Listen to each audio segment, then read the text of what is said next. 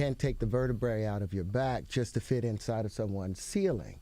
There should be some kind of sanctions against that place until they make some type of change. Martin tried to put me in my first dress. When he had to go on his hiatus, he tell me, Katt, when I come back, I need you. You my young partner, you my brother in comedy. When I come back, just promise me that my next movie, it'll be me and you. We gonna do it together. We gonna do some buddy cop shit. It seems like Cat Williams found another supporter, and it's Terrence Howard. He's talking about how he got tired of Hollywood trying to make him wear a dress. Terrence thinks Hollywood is trying to make black men seem less masculine. He's not happy about it and says Hollywood accused him of being difficult to work with because he didn't want to play certain roles. Some people think this issue isn't that big, but Terrence is sticking to his beliefs. Rumor has it that Hollywood labeled Terrence as difficult just because he refused to wear a dress. Terrence is fed up with being treated unfairly and might quit acting because of it. Dave Chappelle and Cat Williams have also spoken up about Hollywood's agenda. They say black actors are pressured to wear dresses on screen to become famous. Terrence Howard, now joining them, shares how he's been labeled as hard to work with for refusing such roles. He's considering leaving acting altogether because of Hollywood's unfair practices. That's the stuff you've got to watch. See, that's why you got to clear this stuff up. You've got to watch the stuff that they put out there, you know, because they're just trying to make money. You might have heard about Cat Williams bringing up the talk again about how Hollywood supposedly pressures black male actors to wear dresses in movies before they become really famous. Now, there are reports saying that Terrence Howard could be one of those actors who said no to wearing a dress and got sidelined for it. Terrence has been a talked about person for a while, mostly because of his personal life issues stealing the spotlight from his acting.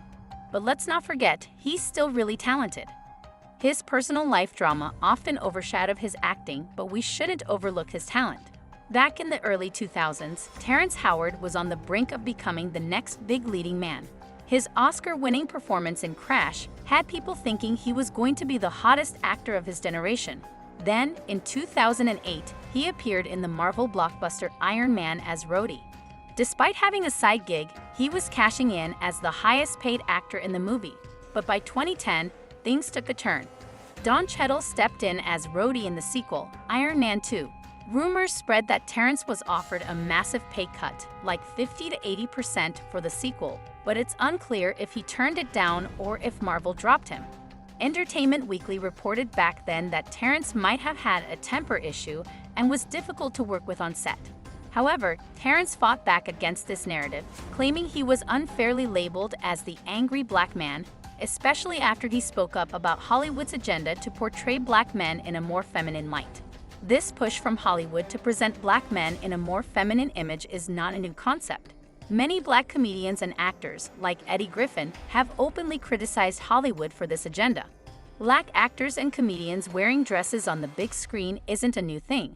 Eddie Griffin exposed Hollywood's alleged agenda of dressing black men in dresses as early as 1999 in his comedy, Foolish. In the movie, which he both starred in and wrote, Griffin portrays Miles' foolish ways, an aspiring comedian striving for success in Hollywood.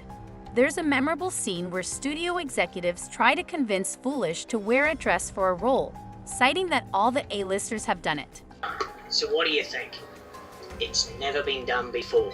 3 lovable drag queens driving cross-country, helping middle America solve its problems. Y'all want me to wear a dress? Foolish, this isn't a throwaway role. You'll be carrying the emotional energy of the movie. Man, it's not that I don't appreciate the offer, because I do, but... All we're asking you to do is to take the script home, read it, and make a decision. Then make the decision. Foolish. There's a lot of money involved. We're talking a major motion picture here, Foolish. Flash forward to 2006. Dave Chappelle revealed some inside information on The Oprah Show. He shared a wild incident where he was pressured to wear a dress for a movie role alongside Martin Lawrence. The way he described it sounded eerily similar to a scene from Foolish. Dress on, and what? Prostitute? Nah, I'm not doing that. I don't feel comfortable with that. That should have been in the discussion. What? You don't feel comfortable with it? I mean, it's a hilarious bit. All the greats have done it. Fast forward a bit, when Kevin Hart was asked to comment on Dave's story, he simply shrugged it off, saying that kind of thing never happened to him. But just a few years later, Kevin finds himself in an SNL sketch wearing a dress, and it seemed to change the game for his career. Suddenly, Kevin's popularity and success soared, reportedly all thanks to that moment on SNL. However, the dress saga doesn't end there.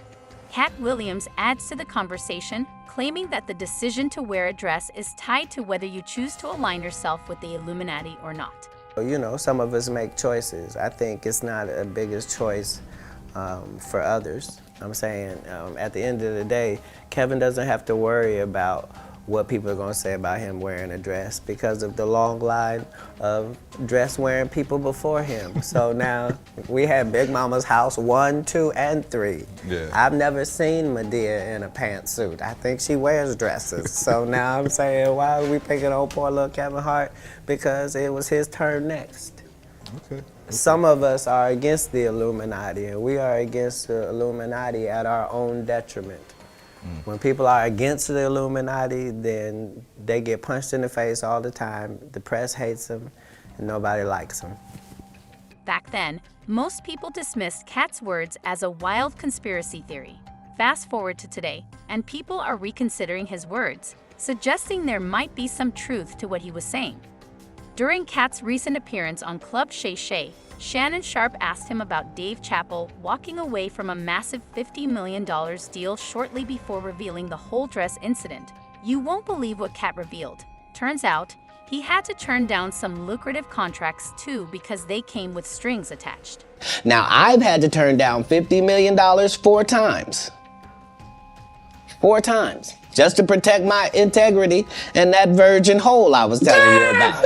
Right. Because P. Diddy be wanting to party. And you gotta tell him no. You got to tell him no. I did. I did. See, I got the receipts for everything I'm telling you. That's why I can say them. But Katt didn't stop there. He also claimed that Martin Lawrence tried to get him to wear a dress for Big Mama's house. When Katt refused, Brandon T. Jackson stepped in and took the role. Martin tried to put me in my first dress. When he had to go on his hiatus, he tell me, Katt, when I come back, I need you. You my young partner, you my brother in comedy. When I come back, just promise me that my next movie, it'll be me and you. We gonna do it together. We gonna do some buddy cop shit. I said, Martin, you got my motherfucking word, my nigga. Go do what you gotta do. When you come back, I'm in your movie. Don't trip. I don't need to see the script or nothing. You know, we get in that office and this fool pull out Big Mama's House 2. I almost died. And I gotta read this script from all these good white people. Where this nigga want me to get in a dress with him. And I'm literally saying to everybody, why is he in a dress again? You already played the old lady as an FBI agent. We can play anything now. We can be playing a dog catcher this time. Why do we need to be in a dress? And I get so mad, I say, you don't want me.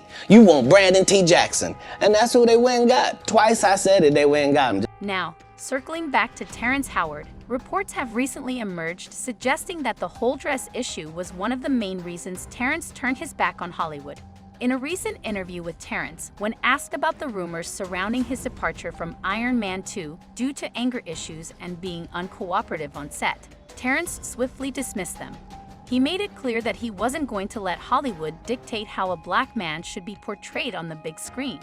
According to Terrence, black actors are being pressured to adopt a more effeminate vibe if they want to make it big in the industry. The narrative of using a dress to emasculate men has sparked widespread discussion, with many expressing support for Terrence and Katt for shedding light on Hollywood's darker side. Some fans commend them for revealing what they believe to be a more sinister agenda behind the dress issue. Now, I want to hear your thoughts on Terrence Howard's comments about the dress controversy. Do you believe there's truly an agenda behind the way Hollywood portrays black men? Leave your comments down below, and don't forget to check out the next video.